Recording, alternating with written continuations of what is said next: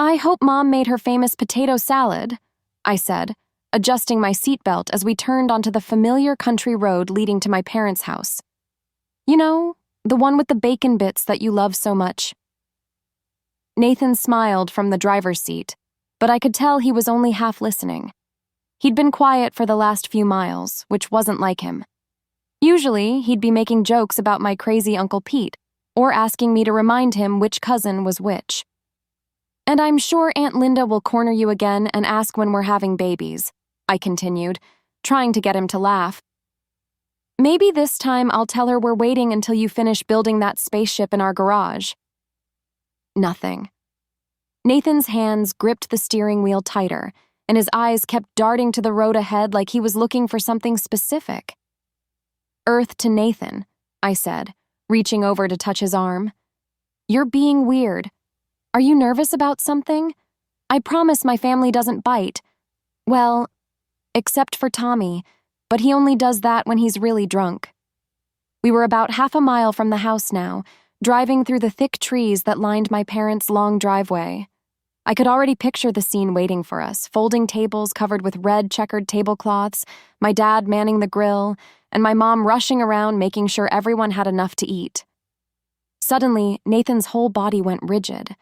I followed his gaze and saw a dark car parked on the side of the road near the entrance to my parents' property.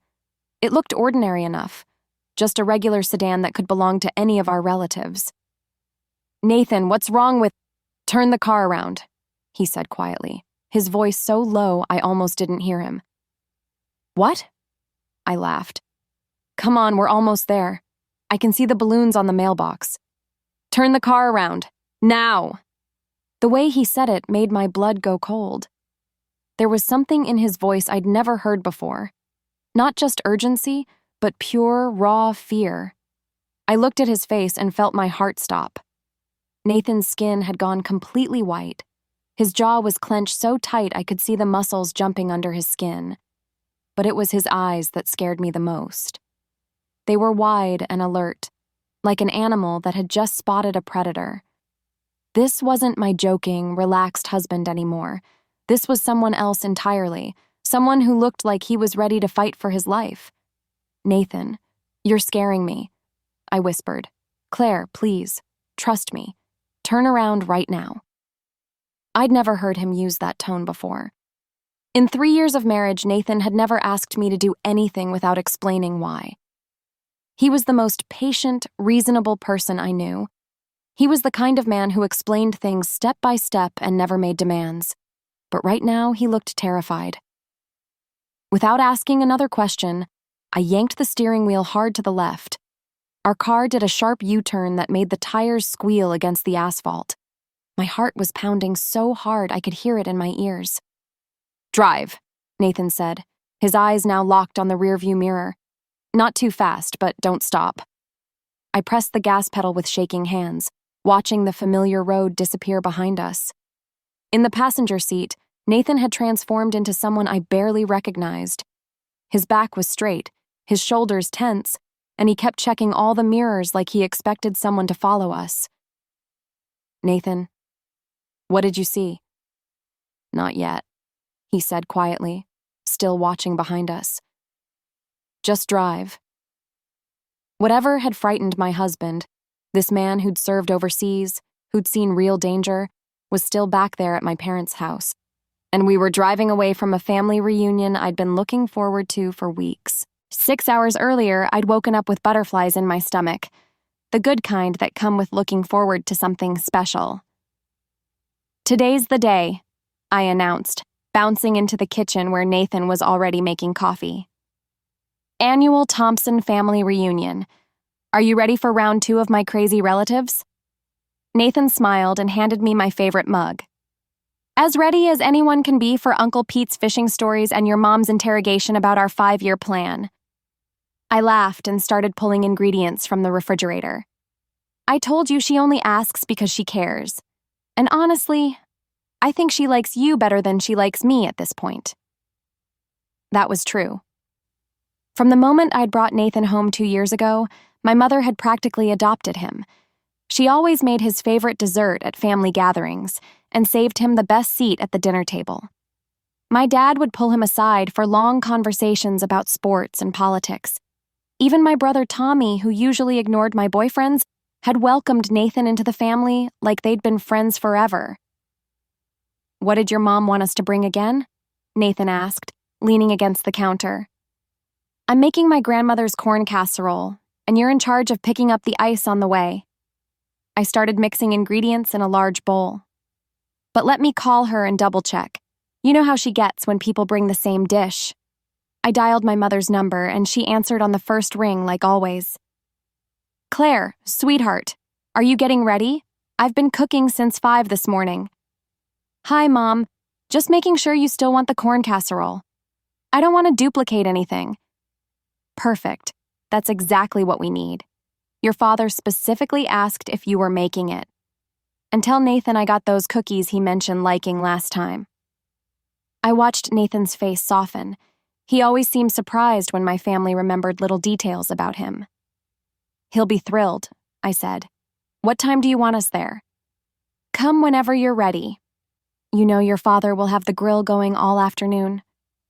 After I hung up, Nathan was quiet while he finished his coffee. "What's wrong?" I asked. "You look like you're thinking about something serious." Nathan set down his mug and looked at me carefully. "Claire, can I ask you something about your family?" "Sure. What about them?" "Don't take this the wrong way, but have you ever noticed anything strange about your parents' friends?" I laughed. "Strange how? You mean like how Uncle Pete collects those weird fishing lures, or how Aunt Linda always brings her tiny dog everywhere?" "No, I mean your parents' actual friends. The people who aren't related to you but show up sometimes." I thought about it. "I guess I don't really know most of their friends. They have their own social circles from work and their neighborhood." "Why?" Nathan hesitated. "At Christmas, there were those men who came by late in the evening. They didn't stay for dinner or anything, they just talked to your dad in his office for about an hour." "Business associates, probably. Dad's always been a hard worker. He doesn't really separate work time from family time." "And last summer at the barbecue, remember when that woman came by? She didn't eat anything or talk to anyone except your mom. Then they both went inside for a long time." I was starting to feel defensive. "Nathan, what are you getting at? Are you saying there's something wrong with my family?" "No, not wrong exactly. It's just..." He ran his hand through his hair, which he always did when he was trying to find the right words. "Sometimes conversations stop when I walk into a room, or your dad gets phone calls that make him tense up. Little things like that." "Every family has their quirks," I said, maybe a little too sharply. "My parents have been married for 32 years. They have inside jokes and private conversations. That's normal." Nathan nodded, but I could tell he wasn't convinced. "I love your family," he said finally. "I just want to make sure you're safe." "Safe from my parents?" I laughed again. "Nathan, these are the people who taught me to ride a bike and helped me with homework. They're not dangerous." But as I finished making the casserole, I couldn't shake the feeling that Nathan saw something I was missing. Growing up, I thought every family lived like ours. I thought it was normal for Dad to get phone calls at weird hours that made him disappear into his office for the rest of the night. I thought every father had business meetings in the basement that children weren't allowed to interrupt. I thought all families had visitors who came and went through the back door instead of the front. My earliest memory of something being different was when I was 7 years old. Tommy and I were supposed to spend the weekend at our cousin's house, but at the last minute, Mom packed our bags and sent us to stay with Grandma Thompson instead. "Just for a few days, sweetheart," Mom had said, giving me extra tight hugs. "Daddy has some important work friends coming over, and it'll be boring grown-up talk." We ended up staying with Grandma for 2 weeks. When we came home, there were new locks on all the doors, and Dad had bought Mom a brand new car.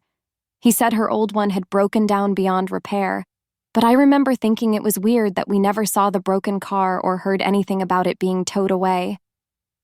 "Why does Grandma's house smell different than ours?"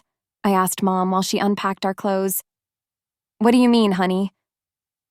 "Grandma's house smells like cookies and soap. Our house smells like..." I don't know, like when Dad cleans his tools in the garage. Mom got very still for a moment.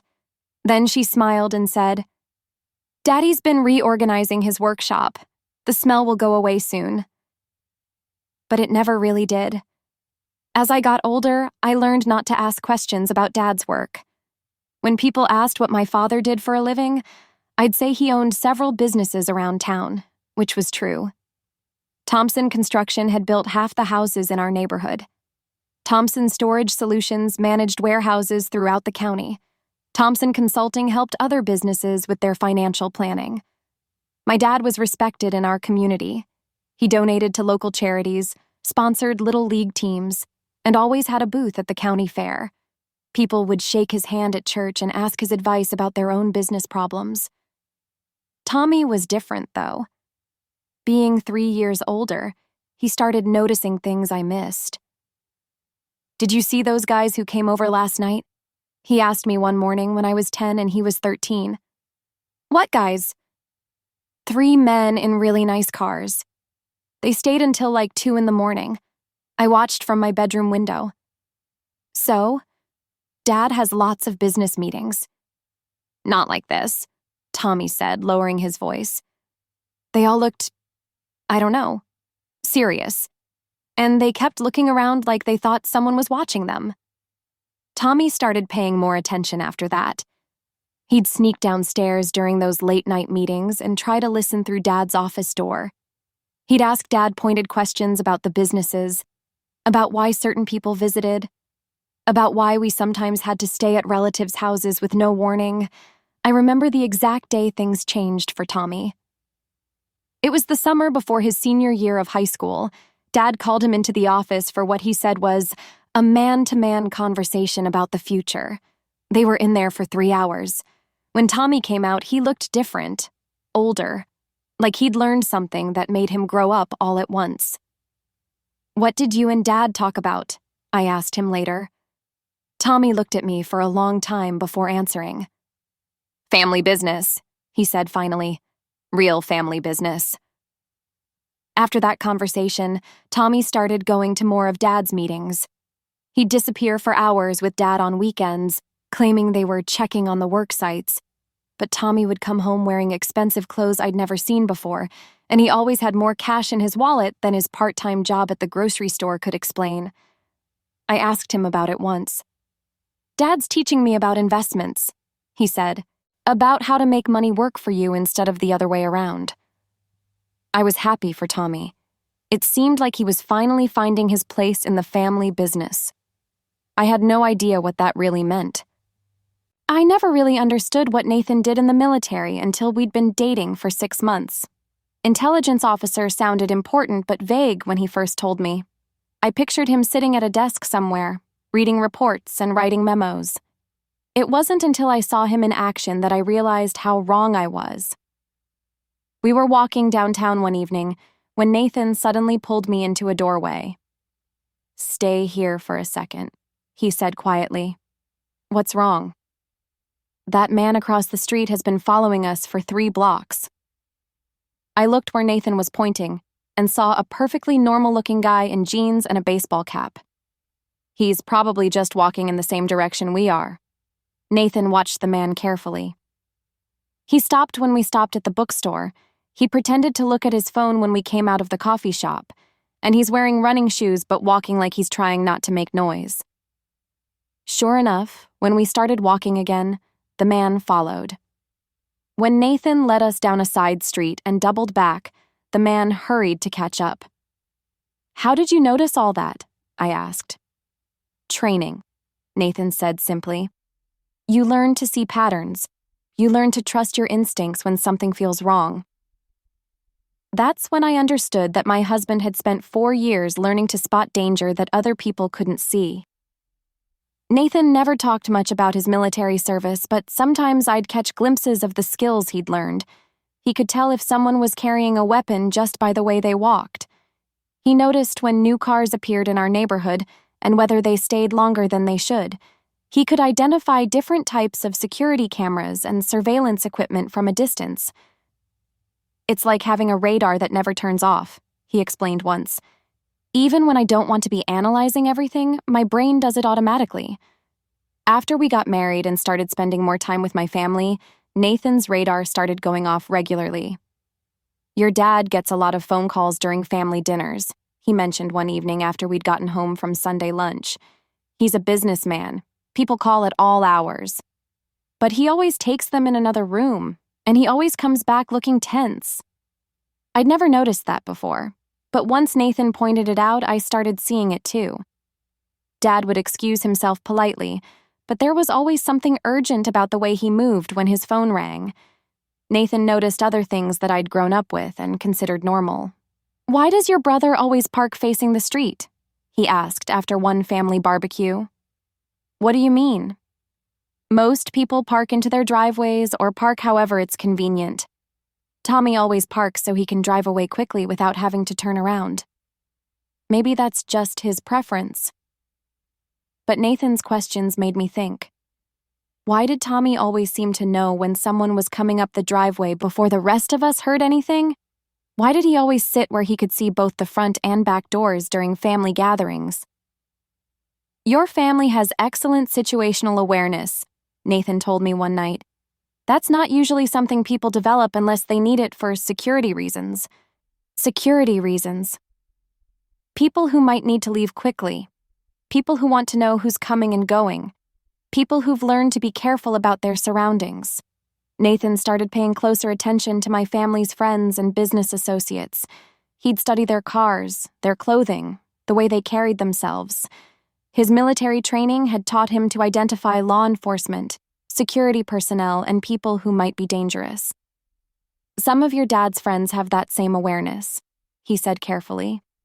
"They check exits when they enter a room. They're careful about where they sit. They watch other people more than normal guests would." "Are you saying my dad's friends are criminals?" "I'm saying they act like people who have reasons to be cautious. And people are usually cautious because they need to be." Nathan never accused my family of anything directly. He just observed and protected me in small ways, suggesting we leave family gatherings early sometimes, making sure I didn't mention his military background in front of certain people, keeping me close to him during conversations with Dad's business associates. I thought he was being overly paranoid. I was starting to realize he was just being smart. 20 minutes after our sudden U-turn, Nathan finally pulled into the parking lot of a small motel about 15 miles from my parents' house. "Nathan, what is going on?" I demanded as he turned off the engine. "You scared me to death back there." He sat there for a moment, his hand still gripping the steering wheel. When he looked at me, I could see he was trying to figure out how to explain something terrible. "Claire, that car we saw wasn't one of your relatives."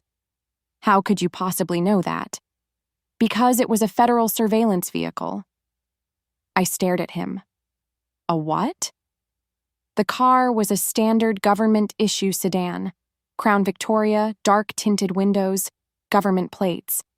But more importantly, it was positioned perfectly to watch your parents' driveway while staying hidden from the house. My brain couldn't process what he was saying. "Government plates? Nathan, you saw all that in the 2 seconds we drove past?" "I also saw movement in the trees." "Movement?" Nathan turned to face me fully. "Claire, there were at least 3 people positioned in the woods around your parents' property. They were wearing tactical gear and staying hidden, but I could see them because I know what to look for." My stomach dropped. "What kind of tactical gear?" "The kind that federal agents wear when they're about to make arrests." I felt like I was going to be sick. "You think the FBI was at my parents' house?" "I know they were. The question is why." Nathan got out of the car and walked around to open my door. "Come on. We need to get inside and figure out what's happening." The motel room was small and clean, with 2 beds and a TV that Nathan immediately turned on. He flipped through news channels while I sat on the edge of the bed, trying to make sense of what he'd told me. "Nathan, this is crazy. My parents are good people. They run legitimate businesses. There's no reason for federal agents to be watching them." "Claire," Nathan said gently, "I need to tell you something, and you're going to be upset with me." I looked up at him. "What?" I've been in contact with federal authorities for the past 6 months. The room started spinning. You what? After I started noticing things about your family, I reached out to some contacts I have from my military service. People who work in law enforcement now. You've been spying on my family? I've been trying to protect you, Nathan said, sitting down beside me. Claire, the patterns I was seeing, the behavior, the associates, it all pointed to something illegal happening. I stood up and started pacing.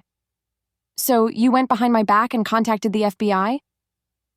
I contacted people I trust to ask questions, and what they told me made me realize you could be in danger. Danger from my own family? Danger from being connected to whatever your family is involved in. Claire, when law enforcement investigates organized crime, innocent family members can get caught up in the arrests, the media attention, the legal proceedings. I stopped pacing. Organized crime?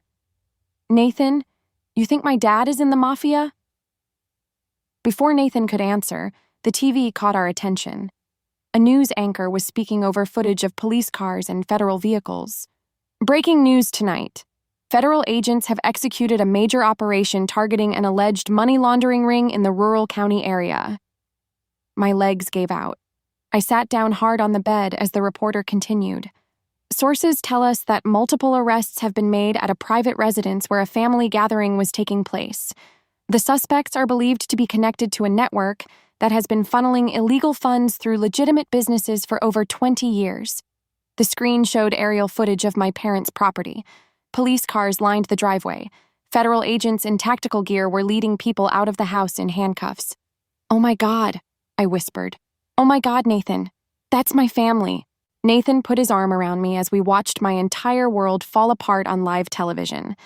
"Your trust just saved our lives," he said quietly. "If we'd been there when this started, we'd be caught up in it too." I couldn't speak. I could only watch as everything I thought I knew about my family was destroyed in a 30-second news report. The news kept getting worse. For 3 hours, Nathan and I sat in that motel room watching my family's life explode across every local news channel. Each report revealed another piece of the truth I'd been blind to my entire life. Federal sources confirm that Robert Thompson, owner of several local businesses, has been arrested on charges of money laundering, racketeering, and conspiracy. My dad, who taught me to ride a bike and helped me with my math homework, was being led away in handcuffs on national television. Thompson's wife, Margaret, and their son Thomas are also in custody as alleged co-conspirators in what authorities describe as a sophisticated criminal enterprise. I watched my mother, the woman who made me chicken soup when I was sick and called me every Sunday to check in, being escorted to a police car with her hands cuffed behind her back. The investigation, which has been ongoing for 18 months, uncovered evidence of illegal gambling operations, drug money processing, and connections to organized crime figures throughout the region. 18 months. The federal government had been watching my family for a year and a half while I sat at their dinner table talking about work and movies and weekend plans. "Nathan," I whispered, "how long have you known?" He muted the TV and turned to face me. "I started getting suspicious about 8 months ago, but I only got confirmation about what was really happening 3 months ago." 3 months? My voice cracked. "You've known for 3 months that my family were criminals?" "I've known they were under investigation. I didn't know how deep it went until tonight." A new reporter came on screen with more details. "Sources tell us the Thompson organization used their legitimate construction and storage businesses to launder money from various illegal activities. Family gatherings and social events allegedly served as cover for meetings between Thompson and his criminal associates. Every family barbecue, every holiday dinner, every birthday party where I thought we were just celebrating together, they were all fake. They were all business meetings disguised as normal family time." "The innocent daughter," I said, staring at the TV. "That's what I was, wasn't it? The perfect cover story?" Nathan nodded sadly. "Having you there made everything look normal. Who would suspect a family barbecue where someone's daughter is playing with the kids and helping serve food?" I thought about all those times Dad's business associates would pat my head and tell him what a sweet daughter he had. All those times mysterious visitors would comment on what a lovely family we were. They weren't being nice. They were admiring Dad's setup. What about all those times Tommy and I got sent away to stay with relatives? Probably when they were conducting business that was too dangerous to have children around. And the new locks? The new car for Mom? Your family was likely threatened at some point, or someone got too close to discovering what they were doing. I felt sick thinking about how naive I'd been. I told you they were just normal family quirks. I defended them. You loved them, Nathan said gently. You saw what you wanted to see because they were your family. But Tommy knew. Tommy was part of it. The realization hit me like a punch to the stomach. My little brother, who I'd helped with school projects and worried about when he stayed out too late, had been recruited into my father's criminal organization. When did they tell him? I asked. Probably when he turned 18, old enough to be charged as an adult, old enough to make his own choices. And they never told me because you were more valuable as an innocent family member. Someone who could vouch for their character if anyone ever asked questions. On the TV, they were showing footage of agents carrying boxes of evidence out of my childhood home, files and computers and bags of what looked like money. Everything I thought I knew about my family was a lie, I said. Not everything, Nathan said. I think your parents really do love you. I think they kept you out of it to protect you. By lying to me for 31 years, by making sure you could never be charged as an accomplice. I looked at my husband, this man who had saved us both by trusting his instincts and turning our car around. How am I supposed to live with this? The knock on our motel room door came at 6 a.m. the next morning.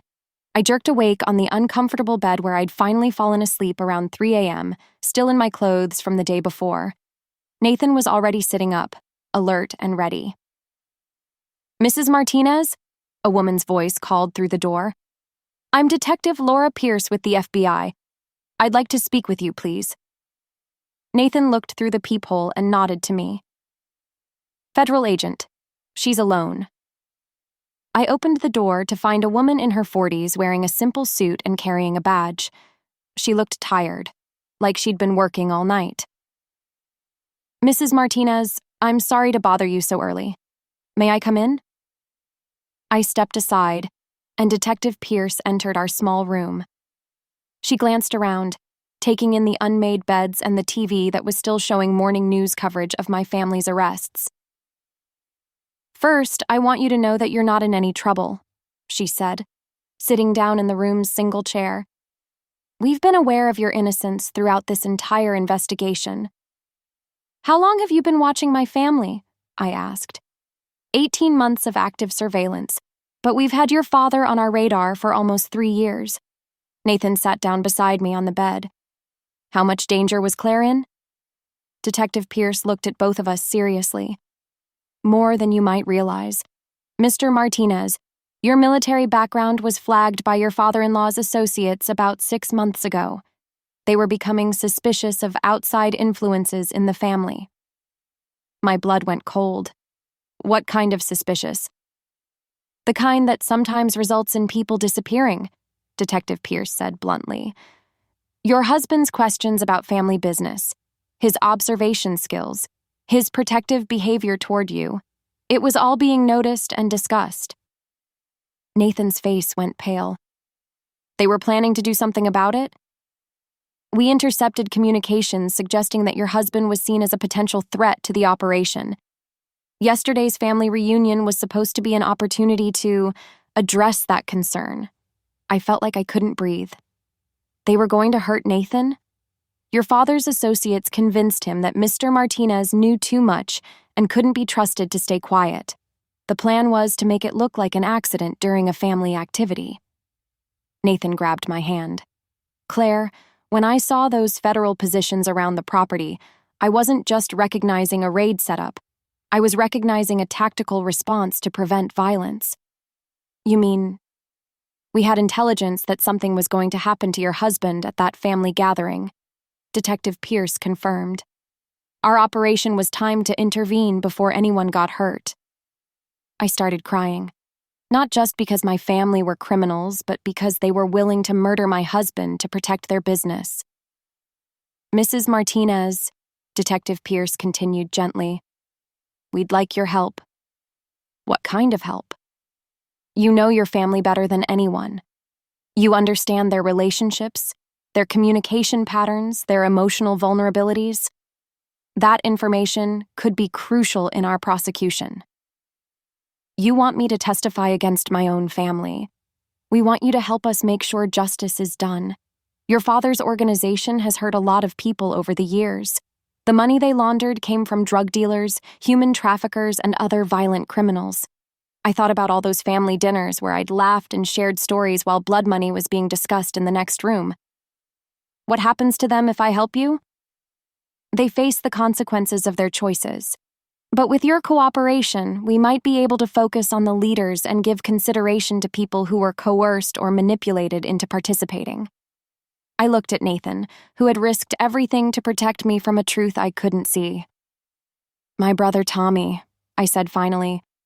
He was just 18 when they brought him into this. We'll take that into account. I stood up and walked to the window.